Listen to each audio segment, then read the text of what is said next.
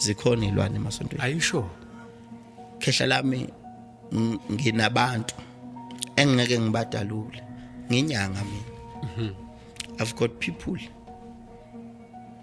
engibakhiphe izinto abayithole esontweni.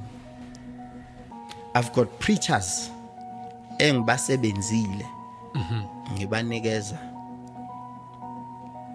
izinto zokuthi bakwazi ukuthi influxment yabantu bangene enkonzweni. Ebese ithi ke lento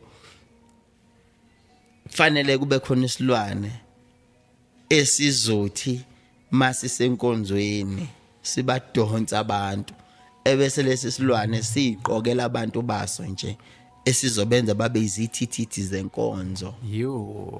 Ebese ithi lento lo muntu mayike waba isithithithi senkonzo mayibuyele ekhaya yini azobuyela nayo.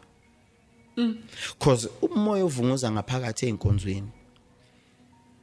Amanye amabandla kubukeke ngazuthi avunguza umoya ongcwele, kanti bayazi ukuthi bambathisile. Uyangizwa? Ngiyakuzwa. Bambathisile. It like ngidayisa drugs but in front ngibeka ama snacks.